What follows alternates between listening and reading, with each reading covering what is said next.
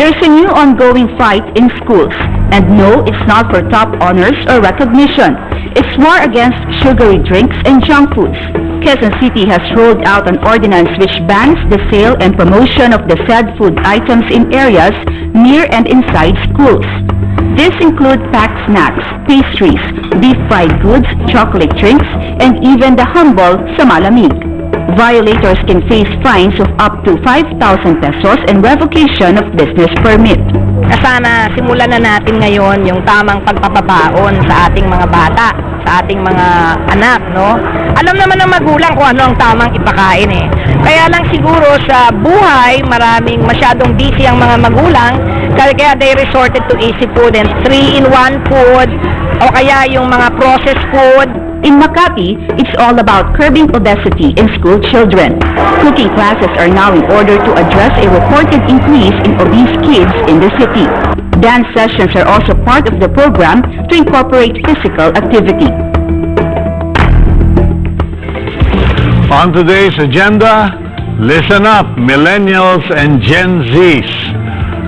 You can say goodbye to the sweet stuff. Cities are now clamping down on junk foods and sugary drinks. Good day, I'm Cito Beltran and we are One News.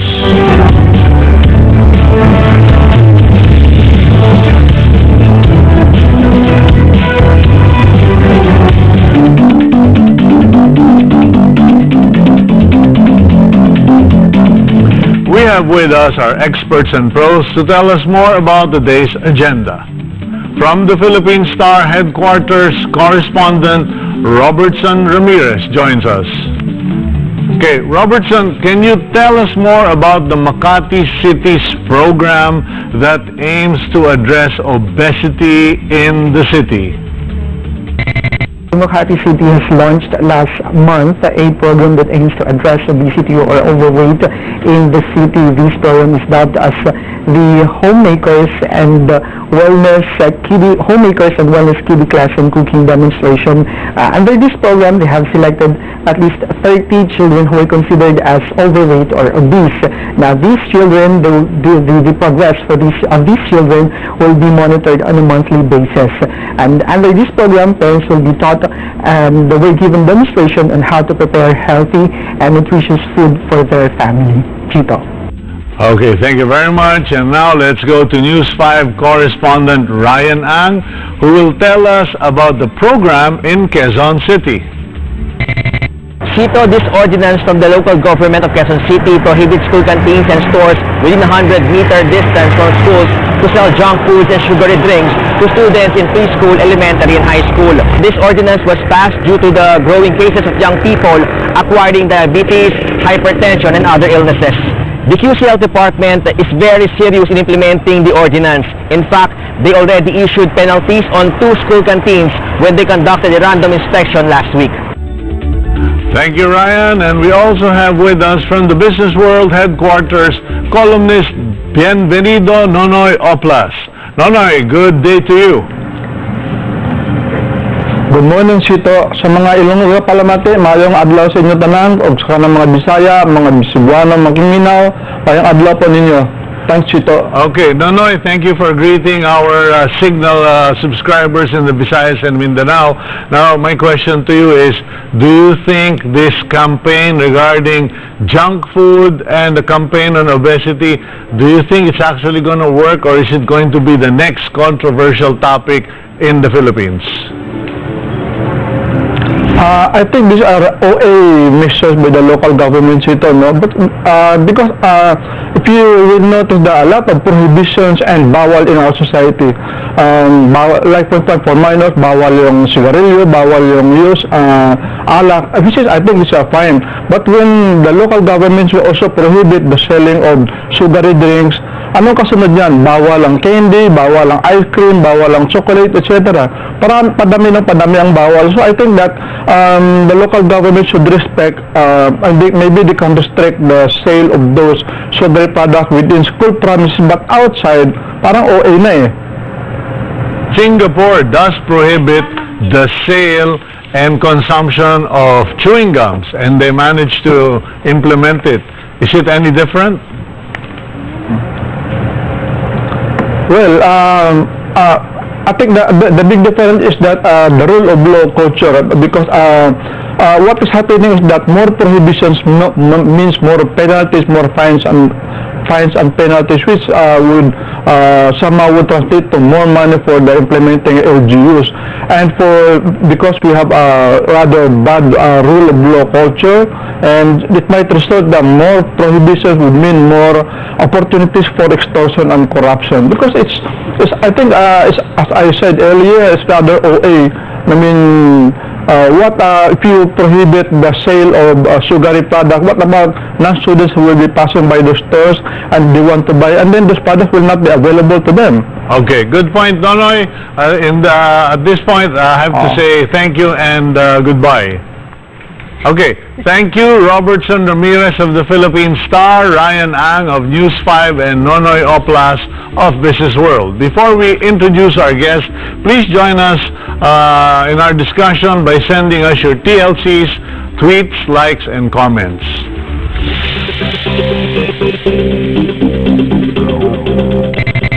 Do you agree that junk foods and sugary products should be banned in schools? Send us some TLC, tweets, likes, and comments. Connect with us on Facebook and Twitter at OneNewsPH and use the hashtag agenda on Signal TV. You can also reach us via text at 0939-369-9194. Okay, the studio is packed today. We have 4 guests gracing our show. Let's get to know them more. Attorney Ricky Salvador is first Vice President and spokesman of the Philippine Chamber of Food Manufacturers. He is also Director for Regulatory Affairs at the Mead Johnson Nutrition. Prior to those, he was Corporate Counsel at Jollibee Foods Corporation. Dr. Mia Fojas is an endocrinologist at Manila Med. She is currently Vice President of the Philippine Society of Endocrinology, Diabetes, and Metabolism. Fojas is an Associate Professor of Biochemistry at UP College of Medicine. Joy Belmonte is the Vice Mayor of Quezon City, which recently implemented a citywide ban on junk food and sugary drinks. She is currently on her 3rd term as QC Vice Mayor. Maria Corazon Dumlao is Chief of Health Division at the Department of Education. She has been in the position for 15 years. Okay, we're all set for our discussion. Now, I said, children, be nice. Okay. Now, okay, maybe I'll start with you, Vice Mayor Joy Belmonte. Joy, where did this come from? What happened that the City Council decided to put a ban on junk food? Well, first, the Department of Education already issued a memorandum circular to this effect a few years before. Okay. And so this ordinance is just really to reinforce the memorandum circular at the local level to make sure that it is really implemented. Okay. But apart from that, we also recorded an increase in obesity in children and a rise in malnutrition and undernutrition. And we traced that to the eating habits of our school children. So we decided to come up with this ordinance to address this problem. Okay, now I have to ask our friend from Dr. Corazon Dumlao. Doctora, is there any statistical indicators that we now have a problem in school children regarding obesity, dental problems related to sugar and to junk food?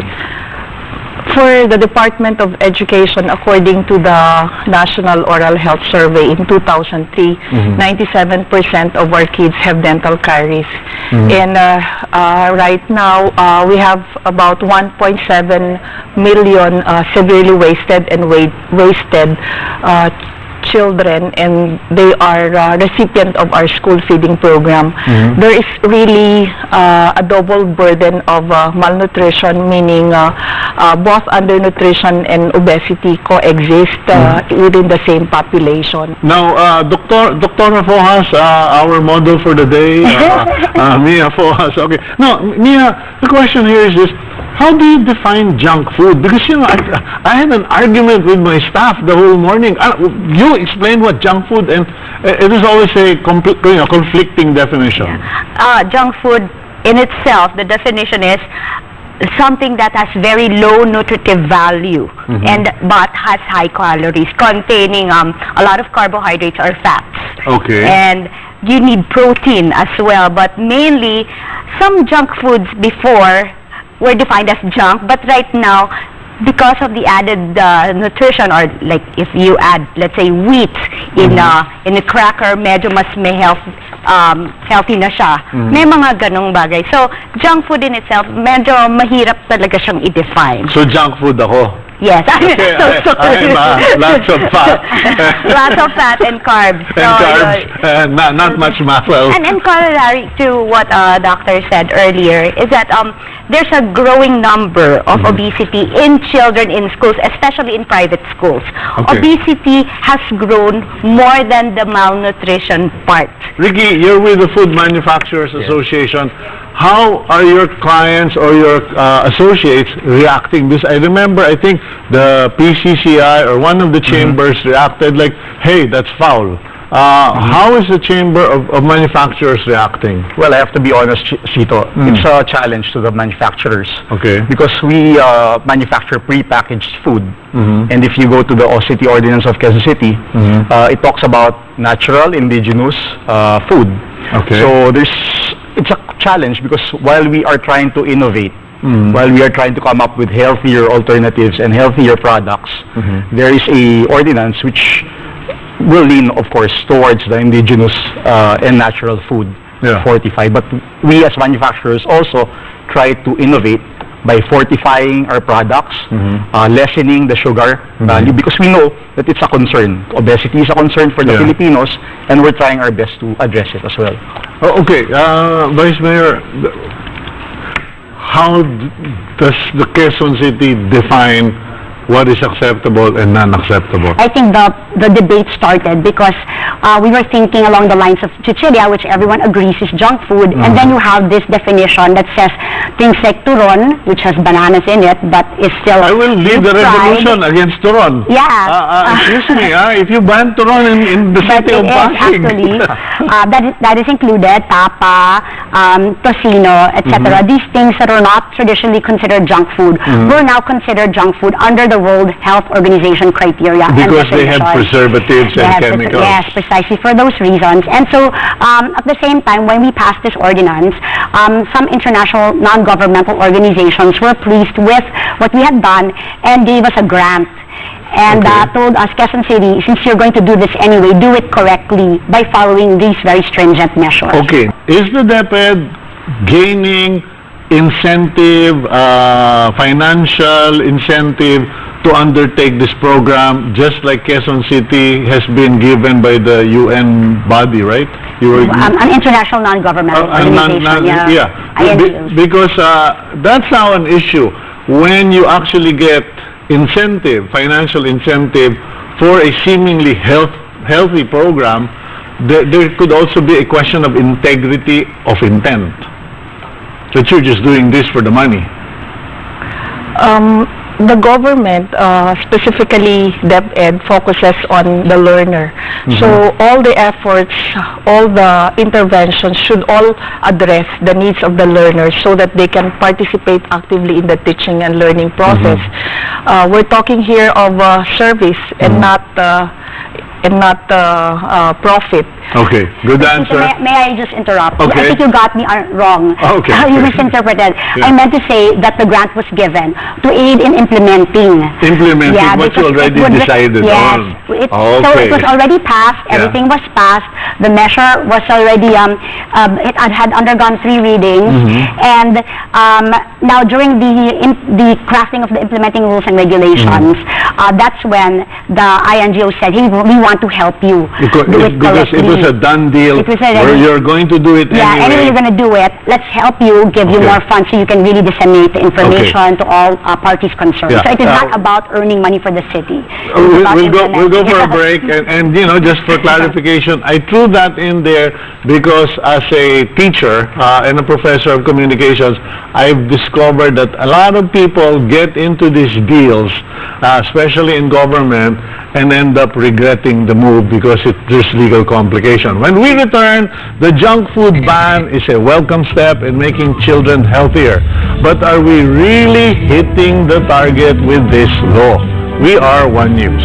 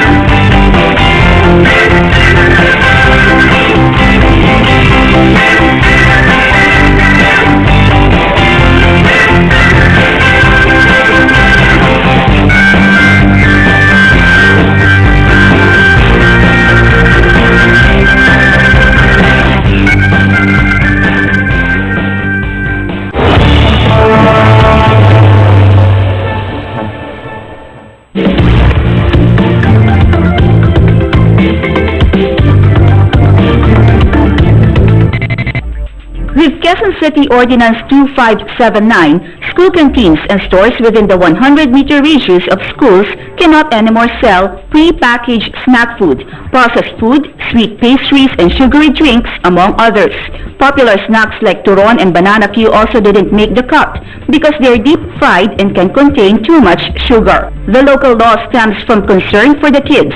According to the U.S. Center for Disease and Control, too much sugar and salt can lead to elevated blood pressure, and worse, result to obesity, which may potentially persist as one grows older. School officials express support for the ordinance, but they think there are still loopholes. Pero ang mga mag-aaral natin, force of habit ba nila na itong kanilang kinakain, pagpasok sa paaralan, meron na silang dala.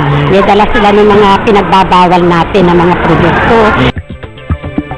Okay, you know, I want to take off from that teacher principal's statement because the culture, my generation at least, we had baon. I don't know if you had baon, okay? But our parents or our mothers or the house helper had time to make baon. And in this generation of Gen Zs and millennials, there's no more time. The kids are leaving the house at 5 in the morning. The parents are dressing them up. So, here's your money. You just buy. And so DepEd, you came up with this program. Can't you regulate exactly, or can you actually say, here's the menu for all schools? In the policy, maybe it's helpful if we can look at some highlights of the policy. The policy provides guidance on the categories of foods that should be available. Yeah. Like we have the green category. These are the healthy foods. You really need to look into the nutrition labels, and the categories will look into the saturated fat. For example, Here's the thing. If we go bureaucratic procedure categories, you need an interpreter. But if the DepEd simply says, okay, these are the allowed foods per school, and all the other packaged foods, whether manufactured, whatever, goes through prior screening at the office of the principal. It simplifies everything. Yeah. Mia po, the endocrinologist just jumped in. No. Okay. No, it's not like that at all. It's when people talk about bananas and potassium, it's not like that. Bananas are high calorie containing fruits, no? Okay. So, and to think yung turon, you deep fry it, so it's added fat. So it's added fat and fructose. It will make you really big. You'll have obesity. On the side, going down pa yung big, tapos tumingin sa akin, no? Okay, sorry, it's really actually bad for those diabetics as well, because bananas will rapidly increase the blood glucose. Remember, it's an energy-giving food.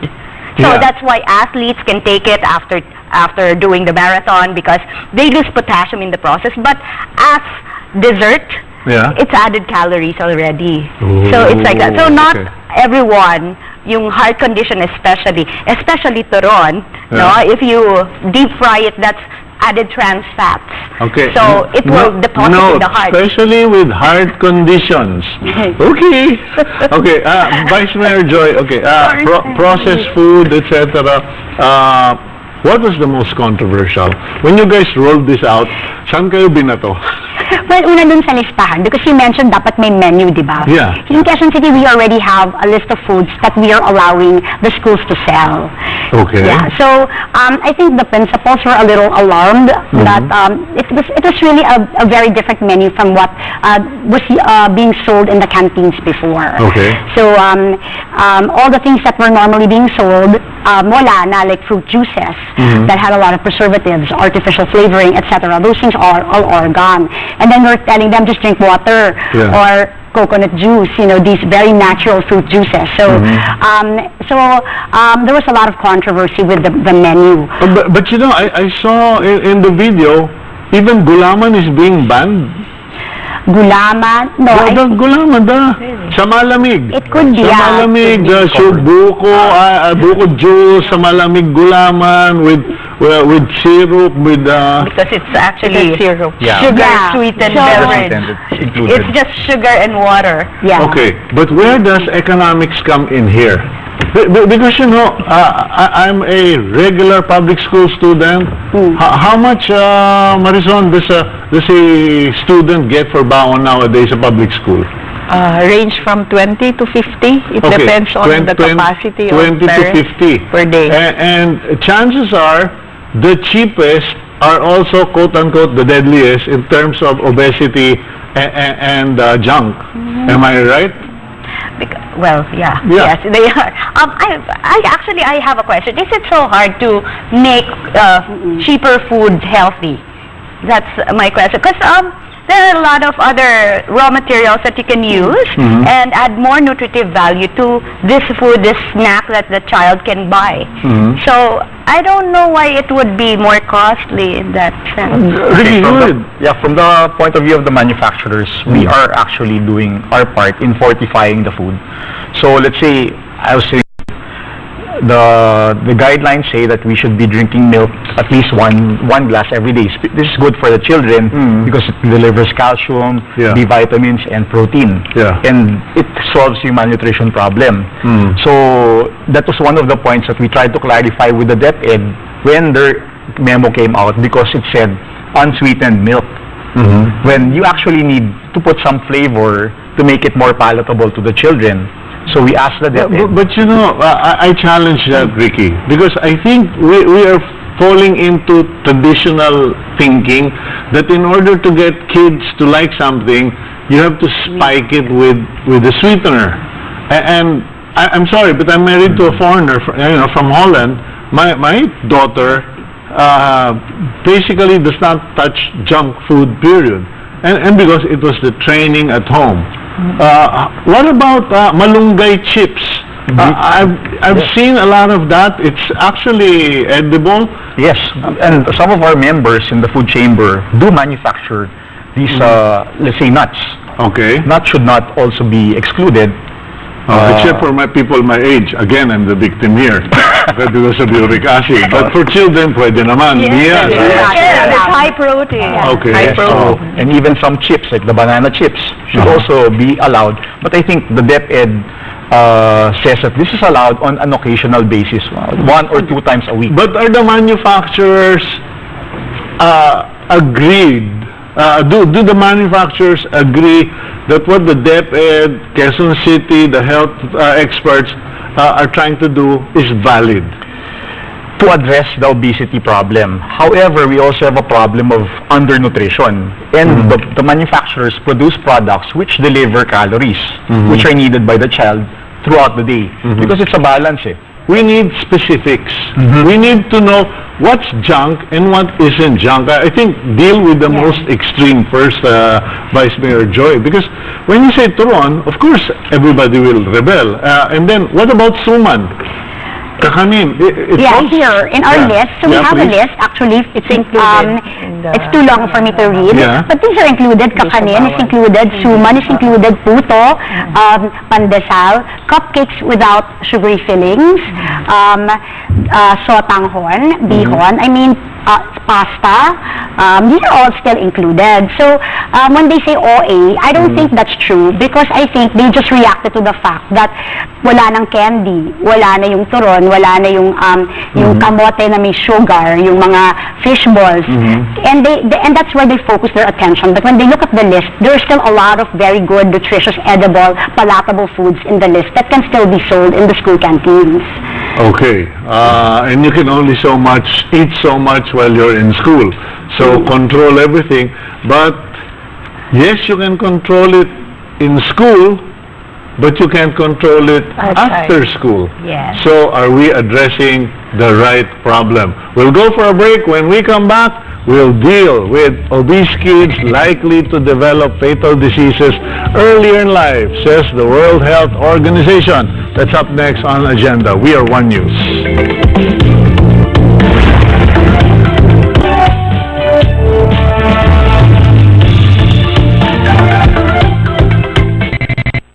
The World Health Organization says, as of 2014, 16 million premature deaths linked to non-communicable diseases occur in low-middle income countries such as the Philippines. 57% of total deaths in the country are due to the fatal four: heart diseases, cancer, diabetes, and chronic respiratory disease. And the number one risk factor, overweight and obesity. Alarmingly, in 2016, the total number of obese children and adolescents rose to 124 million worldwide. This is 10 times higher than the 11 million classified in the 70s. Here in the Philippines, as of 2011, about 13% adolescents are overweight and obese. Experts say that children are likely to stay obese into adulthood and more likely to develop fatal illnesses at a younger age. Okay, those fatal diseases, renal failure, diabetes, etc., and cardiac. That's why I lost weight. Okay, ladies, Ricky, are we addressing the right problem? Because yes, Joy can move heaven and earth to ban junk food, have an all-healthy lineup of food, but that's only within those 6 to 8 hours they're in school. The minute they step outside of the school, you know, it's like cigarettes. You can ban cigarettes 200 meters, alcohol 200 meters. All they have to do is go 250 meters and the end of the ball game. What's your response? DepEd first. We know that when you talk about prevention, it has to be handled in different settings.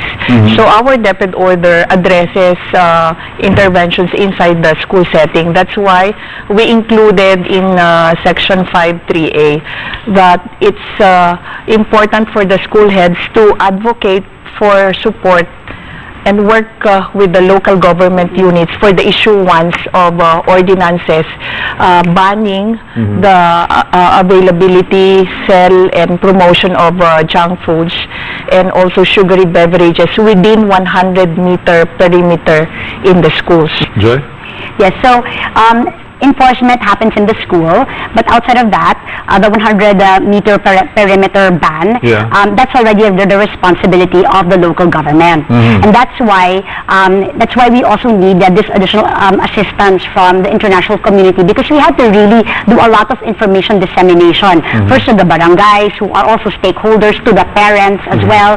Like you said, the parents make pabaon, so how do we control that? So all the stakeholders in the life of the a child must be educated and brought into the equation so that we can make this program really successful. Now, in response to Ricky's problem, we had public consultations with the manufacturing industries because that's part of our job. And I wanted to make sure to inform the public that when we talk to them, the original plan was really a ban of all foods considered junk foods and sugary drinks in all tindahan, sari-sari stores within that 100-meter perimeter. But because we talked to the manufacturers, we came to a compromise. So, ang sabi namin, well, let's ban it sa mga kabataan, sa mga bata. But kung may matatanda na gustong bumili, we will not ban it for that age group, no? And that's already the compromise agreement that we reached with the manufacturing That's very sector. democratic. Yeah. Okay, so my compliments to you. Mia, yours. Everything starts from a first step, no? So this is a first step you control in the schools, and later on, the parents will follow because why can't this child eat? And then they will get educated. And as in our society, that's one of the things that we are getting through. No, we're going through the Parent Teachers Association. We're trying to train the parents on how to make good food and choose healthier choices in food stuff, and then we monitor their children in our society. We adopted some schools already. They know all projects start small. So later on, we really actually hope that the other municipalities will join Quezon City and other areas. What is a DepEd, or what are our schools doing to actually teach our young children from kindergarten to high school about junk food and nutrition? Concepts on importance of healthy diet and lifestyle modification is integrated in the curriculum, and the PTCA is also an advocacy group to ensure that whatever learnings that the child would have in the schools will be carried over to the families and communities. And also we have the Gulayan sa Paaralan. Children are taught how to plant vegetables, and it is a laboratory for them to exercise and to care for living things, and at the same time be exposed to the different fruits and vegetables. Increasing their awareness on the importance of these vegetables will hopefully redound to improving the consumption. Okay, obviously that's all theoretical. Now what is in the practical? Because in Japan, they eat food, they eat their meals at school. Not at the store, not at some commercial complex or in a canteen. They all have government-provided meals. They're all healthy. In terms of DepEd, in terms of Quezon City and your group, Mia, what are you guys doing so that the children actually know, experience, taste, and are regularly exposed to the correct food? Well, in our case, we have a feeding program for our daycare children because the daycare, the system is under the local government of the city with the supervision of the DSWD. So that all our kids are fed. And I understand that the President has just signed the law, which is the universal feeding program for all school children. So that should help. Oh, wait a minute. All school children? Up to what grade, Ricky? It includes elementary. It starts very low, 3 to 5. 3 to 5 years old, and then elementary school. So there's a daycare program component of the law. 3 to 5 years old. Yes, and then there's an elementary school program. So they will take fortified indigenous food, home cooked meals, let's say, once a day for the school children. And then they also provide the same for the day school daycare. Marizon, you wanted to say something? Wasted and severely wasted. For the wasted and severely wasted, grade 1 to 6. Only? Oh, I thought. I'm sorry. So it's not for all. 3 to 5. And then a few years of elementary. Yeah, but only the extreme cases. Okay, well, it might be the next step, okay? But, Mia, how educated are Filipinos? Because you know, parang, when you start talking about obesity, junk food, we know that already. No, you will be surprised that a lot of people are already aware that there is such a thing called obesity. It's just that it's a matter of acceptance. Some of them actually deny that they are obese. So, and some of them actually refuse to admit that it is definitely a disease, even in our country. But right now, obesity is really an epidemic. It's In a children. disease. And it's happening among children. I have patients, 8 years old, may fatty liver na. No? Mahirap lang yung application pa. Mas importante ngayon yung information that they are informed. And then later on, kaya together with you guys, we hope that, merong tama yung implementation and all. Ricky, I'll even spring from the Quezon City ordinance because the preamble is very good. The preamble says that the school children should take in 4 to 5 servings of fruits and vegetables every day. Okay. So that's good. Yeah. In fact, it's encouraged dun sa food pyramid that you take in that much fruits and vegetables. Yeah. The problem is the availability and the cost. Okay, the only guys who can solve this problem are the very people who are threatened by this situation, which are your clients. Because you have the money, you have the reason, okay, and you have the threat. So why not approach it in a very proactive manner where you can actually, because I really believe in Filipino food technicians, I believe in the Filipino ingenuity, Right. that we can come up with super foods that are super tasty. I agree, Sito. In fact, some of our members... And super cheap. Yes, have gone that way. Yeah. But of course, the cost is raw material. And we all know that fruits and vegetables in the country are not cheap. And that's the raw material situation we have. Yeah. So if the raw material, the implements are cheap, then we can innovate and make the processed foods cheaper. Okay. How long does it take any of your clients to develop a new alternative product? 1 year, 2 years, 3 years? Well, we have to check yung taste. Number one, if it doesn't taste good, then the people will not buy it. Yeah. So But on the essentially- average, I mean, based on what you know, we don't know it. because we also have to register it, roughly a year.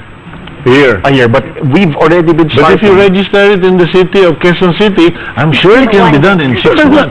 Okay, we have to go for a break. After the short break, now that junk food and sugary drinks are banned in some schools, what should kids consume?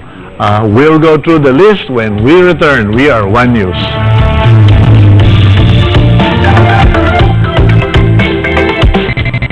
Following the approval of the anti-junk food and sugary drinks ordinance in Quezon City schools this month, the City Health Department released a list of food allowed to be sold in school canteens. Among these are brown rice, biscuits with no filling, plain cupcakes, and pancake with no syrup. Other food allowed are kakanin, sweet potato, boiled corn, boiled and fried egg, and boiled peanuts. Meals with chicken, lean meat, and vegetables are also listed. As for the drinks, school canteens are encouraged to opt for unsweetened milk and fresh fruit juices, if not pure water. On their part, junk food manufacturers are unfazed by the possibility of them having to put warning labels on snacks.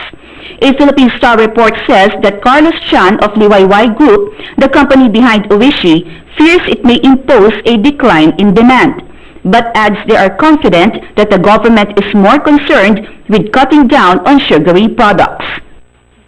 Okay, I think ultimately the resolution will be, as Vice Mayor Joy put it, ban for kids, okay for adults. Well, that would be the only compromise, yes, right? Yes, that was a compromise that we reached with the sector. Okay, now, let's deal with the children, because the issue here, that what's at stake here is the future of the children and their health. Okay, Mia, you mentioned you were a food tech or something Yes, before? I Okay. was in food. Yeah. Food business. Yeah, now what? We said sweet potato, sweet corn, boiled egg, all of that, pancakes without syrup, Joy Kilby, now. Yeah, okay. No, but what should the top 10 foods for children? What? Top 10 foods for children. Yeah, just give me top 10 that they can actually eat. They won't be obese.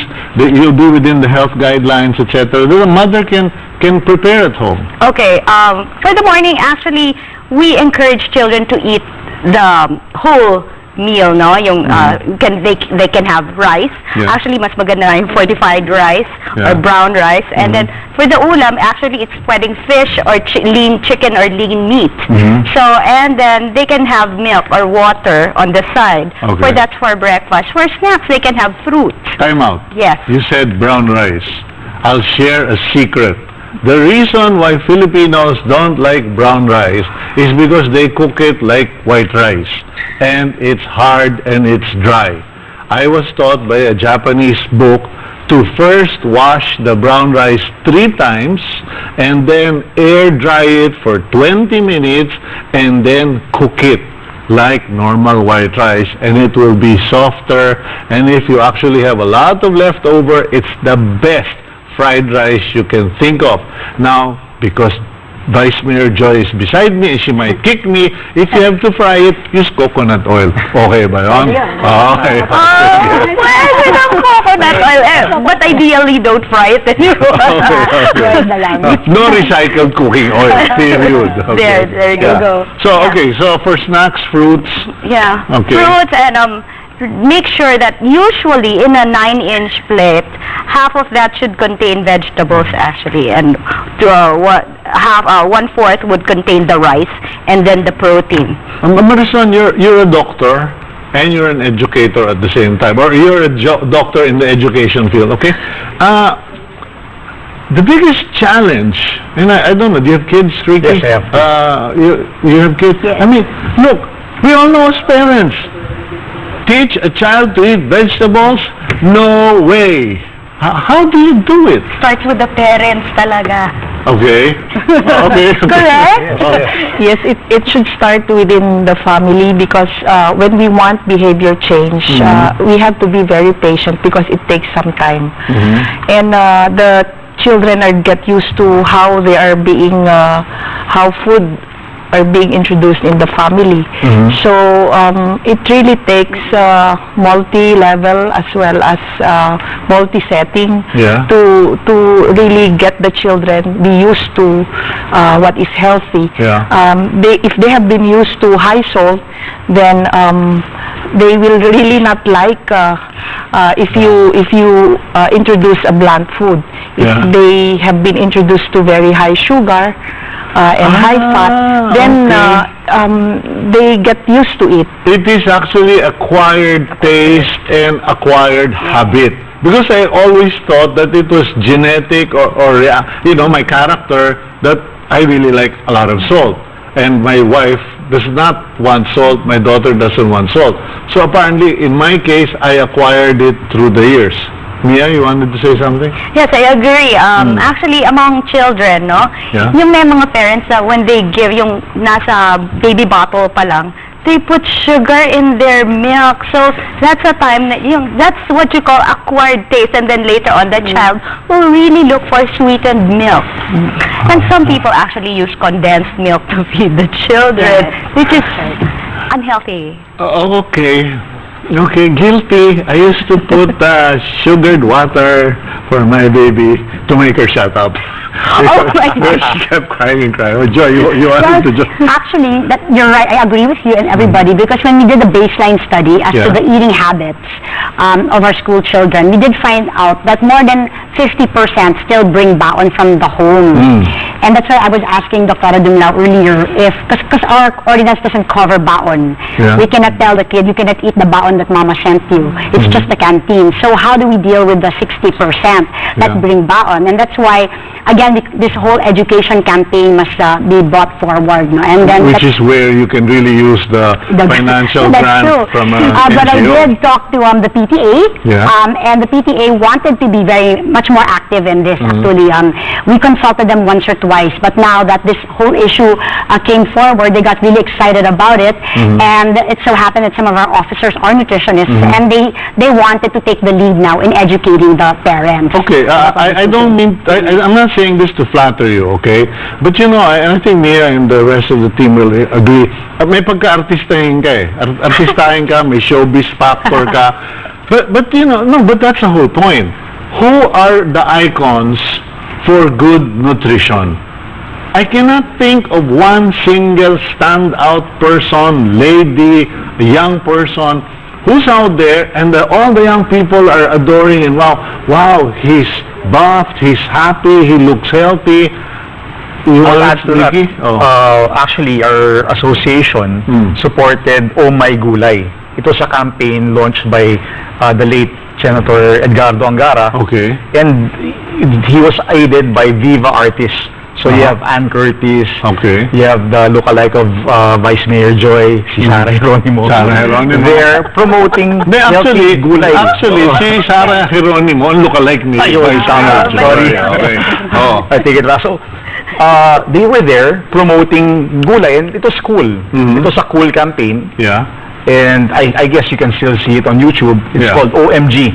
So, very catchy yung phrase. So, clearly, your clients or your association, your chamber, can actually work on a proactive basis. Yes. What about a working group nationwide to promote this? Because, hey, I would buy your products if I am sure that there is no MSG, it is acceptable salt levels, etc. Are there other projects or ideas in the pipeline to work with the pro-nutrition group? That's a good idea, Sito. Our members have individual programs already. Yeah. And let's not also forget yung sports. Because if you acquire a lot of calories, even You by gotta burn eating, you have to burn it. Yeah. So we advocate physical activity. Let's get the kids out of the rooms. Let's let them stop playing the PS4 or the video games and let them do sports. Well, So that's one of our activities. Okay. Well, we can talk about more about that when we come back. Now that junk foods are banned in some of the schools, which of our favorite will we miss? That's for our 3-point shot. We are One News.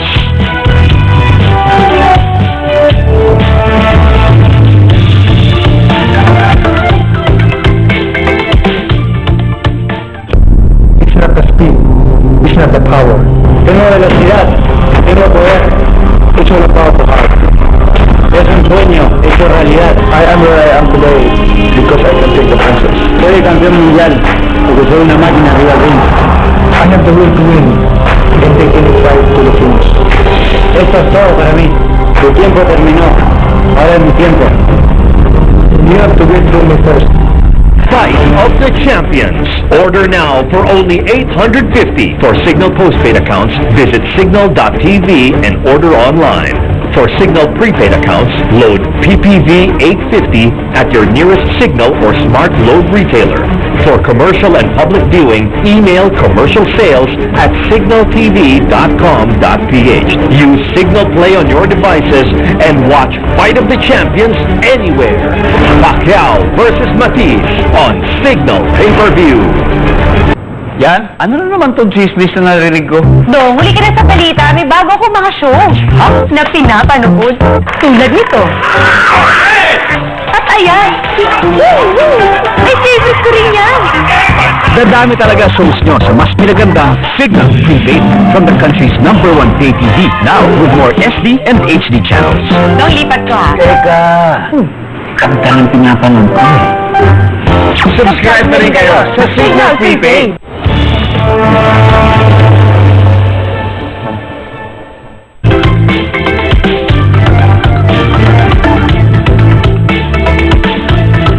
Okay, while I'm going through my script, I'm listening to the ladies here talking about keto diet, intermittent fasting, etc. I don't think there's such a mindset for children. Children either want to eat or they don't like to eat. Mia, how do you... No, because here's the thing. I remember a new perspective from my wife when we were raising up Hannah, and me, I'm a on-the-clock eater. 6:30 breakfast, 12 o'clock lunch, 6:30 dinner. So I would drag Hannah to the table to eat. and Hannah won't eat. And it becomes a struggle. Until one morning, my wife said, in my country, we let the child eat when they're hungry, Yes. and not based on a schedule. That's true. So what are the practices that we're doing wrong? I think it starts kasi you start early in school, you eat, and then sa school lunch. So, nagiging 3 times a day talaga. Yeah, okay. So, that's a reality. But then, these are growing children. So, they can eat as much as they want for as long as they get to burn it. Because mas mabilis sa mga metabolic rate nila. Yeah. But then, when they reach the adult stage, that's the time when you can already control your diet. Na, you know your activities. So, there's no specific recommendation as to if it's time-based. No, if you want to lose weight, you're supposed to decrease the number of calories per day. So, it doesn't matter what time you eat. It doesn't really care, unless yung sa evening, like in sa mga call center agents, let's say, they eat big calories at night, and then they just sit. So, that's a time that they cannot burn it. So, yun yung mga problems that we can encounter sa mga adults. Okay, Marizon, what's the situation right now, and what does the future look like as far as this program, or this really good idea of limiting junk food, addressing obesity in the school grounds? We're seeing a situation where the schools can be avenues for good health. Okay. They will learn how to read nutrition labels or nutrition facts, and they will be empowered to choose between those categories that are good for them, meaning those that have less than 10 grams of sugar, less than 120 milligrams of salt. So they learn how to read and decide on their own. We're looking. So are you also going to incorporate that in the educational program, that they read food labels? It's in the DepEd order that the DepEd order is also a guide for categorization for those with nutrition facts and for foods who do not have nutrition facts but are being sold. Yeah. So they have this green category, meaning they can eat it every day because it's healthy. Like, these are the foods that they are allowed to eat. But we're not also preventing them from eating those ranging from medium saltiness, with medium saltiness or sweetness. However, they are categorized under yellow category, meaning they can only consume it twice a week. Okay. But the red category, those that are really high in sugar, fat, and salt, should not be allowed. And all of this education will be continuing all through elementary and high school? Yes. Okay, Ricky, do you see the day when manufacturers are actually very transparent and readable regarding those food labels? Because, one day I had nothing better to do, so I went to the supermarket and I studied all the food labels of dog foods. You know what I discovered? All our dogs are vegetarians. you think that you're eating meat, protein? No, they're not. They're eating food flavor, meat flavored, etc. Will your clients actually reach that point? Transparency. Our members have already reached that point because the FDA already mandates us to have nutrition labeling. Okay. So all the nutrients, all the ingredients are at the back of the pack. So has the chamber ever penalized a member for being misleading or not transparent enough? The FDA will. So all our members go to the FDA and register our food products. So it's the job of the FDA to crack the whip, so to speak. But I'll go back to your example earlier, Chito, and simplify. Let's simplify. Yeah. Because you mentioned earlier that why don't we bring all the food products, bring it to the DepEd, and let them check the label so that the parents don't have to worry. And let's come up with a list. Yeah. That would simplify it. That would be a good Yes, solution. that would be a good solution. Okay. And that would also open the venue for dialogue, Yeah. come up with healthier alternatives. Yeah. Okay. Now, Mia, in your case, any last advice for our viewers regarding this? Because, there's going to be a controversy. I'm sure it's going to be a discussion, a debate. This is just going to be the start of it. But what's your take on what the City Hall of Quezon City is doing and Makati? As a physician. As a physician, I am very happy that Quezon City and Makati have these projects already. We've been pushing for these kinds of projects in Manila, but we hope that Manila will also follow. We've been pushing for proper food labeling. We know that there are labels already, but they cannot be understood, like the number of servings per serving, what's the serving size, may false labeling So actually, everything, as I said earlier, everything starts small. So this is a small project, and let's give it a chance, no? Because obesity is definitely a disease, so is undernourishment, and yet with this project, both will be addressed. So these children will be fed healthy foods, and at the same time, for those who have the tendency to become obese, mas makokontrol, mas hahaba yung buhay ng mga bata, mas less ang gastos later on with health care. Okay. And finally, Vice Mayor Joy, okay, a word to your fans and sorry, I couldn't help it. I can't sing since I can't sing. Okay, seriously. Well, right now, we just started implementation last month, and we have been encountering some resistance, actually a lot of resistance, even from the school community itself, like the principals, the canteen operators, for example, who are thinking about the lost profits, and even from the parents. But I agree that we really have to start small with little steps.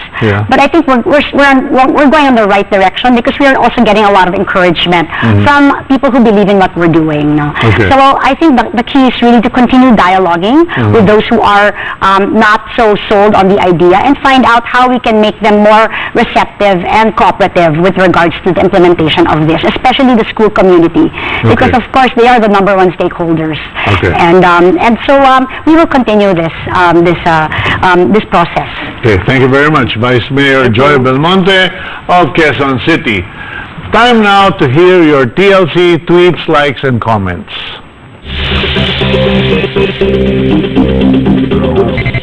On Facebook, Caterina Mendoza says, yes, because they are unhealthy and these products affect the intelligence of grade school children.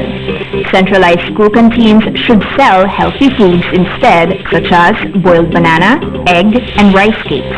Also on Facebook, Patrick Josh Valisno says, yes, this ordinance banning junk food in schools should not only be in Quezon City but nationwide, so that students won't suffer diabetes or obesity.